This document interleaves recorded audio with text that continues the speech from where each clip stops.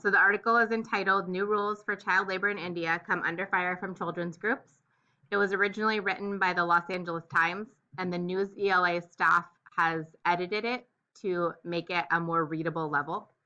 In the picture here, we see Indian child laborers carrying sacks of vegetable leftovers collected from a wholesale market to be sold in their shanty town on the outskirts of Jammu, India. So we see child laborers in this picture. The article is from Surat, India. Their small hands work with the speed and skill of veteran assembly line workers. As they construct cardboard box after cardboard box, they pause only to wipe the sweat from their foreheads. The stacks of boxes tower over the small workers. Many of these workers are not yet teenagers, but they fill the dimly lit textile factories and warehouses in Surat, an industrial city in western India. India has a law that requires children younger than 14 to be in school full-time, but millions of Indian boys and girls still work, human rights groups say. They estimate there are more than 50,000 child workers in Surat alone. The Indian government has said it wants to end child labor, but new proposed laws on the issue have been criticized. Advocacy groups say the proposed laws could actually push more children into the workforce, endangering their education and putting them at greater risk of exploitation. The new rules would allow children younger than 14 to work in a, quote, family business that is not deemed dangerous. Dangerous professions include heavy industry and making fireworks. Still, the rules allow children to work in almost any other industry, as long as the company is owned by relatives and the children are working after school. Indian Prime Minister Narendra Modi's conservative government said it was trying to strike a balance. On one hand, children need an education.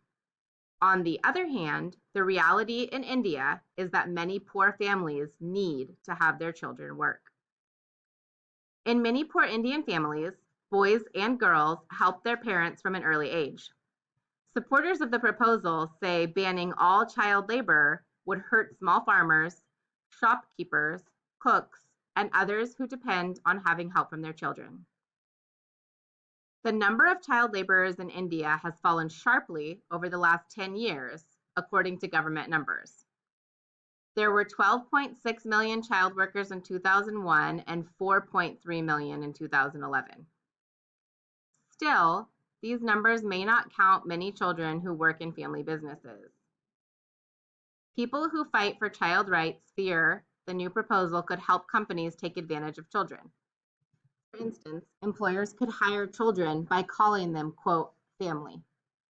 In Surat, bosses of textile factories making cloth routinely tell labor inspectors that the boys working there are their relatives. Government surveys show that many child workers in Surat have migrated from poorer states. Experts say the children don't dare to contradict their bosses, fearing punishment. Authorities rarely investigate further. Family business sounds good, but what we have found is that bosses say, I'm his uncle, or he's my son, and law enforcement is not very keen to verify the claim, said Chandrasekhar Deshmukh, who heads a rights groups for children in Surat. If this practice gets legal cover, child labor might actually increase. A 2009 law in India requires full-time schooling for all children younger than 14. Now, authorities are trying to change child labor rules to match the education law. Earlier labor laws in India banned children under 14 from working only in 18 hazardous industries. The proposals giving exceptions to family businesses must pass both houses of parliament and the president. Analysts say they have a good chance of becoming law. Trade unions, groups that fight for the rights of workers, support the new rules. They point out that international labor rules require countries to set minimum working age of 14. The rules don't allow children to do work that hurts their health or well-being. It's a very progressive amendment, and it is very clear, says Vrijesh Upadhyay, a trade union leader. Suppose I am a shopkeeper. My child comes after school and sits with me. He helps me. that's allowed. If in any way he earns money, that is child labor and that will be punished. The proposed rule changes will make punishments for employers who break child labor laws harsher. They could now face 2 years in prison and an $800 fine the first time they break the rule. The proposal also loosens the punishment for parents. They will not be punished the first time their child is found breaking a child labor rule, acknowledging that some children have to work because their family is so poor. Teachers say it is important for children to study and play outside of school. Regular work that cuts into this time can harm children's development. It can also increase the likelihood that they will drop out of school. Farm work exposes children to harmful chemicals called pesticides. In Surat's garment industry, which makes traditional Indian clothing, children work all-day shifts for as little as $1.50. Critics say the proposed changes send the wrong signal from Modi's government. The country has been trying to help India get more money from overseas companies through a new project called, quote, Make in India. There is a feeling that if children are blocked from working, the garment industry or other industry might suffer, says Prabhat Kumar.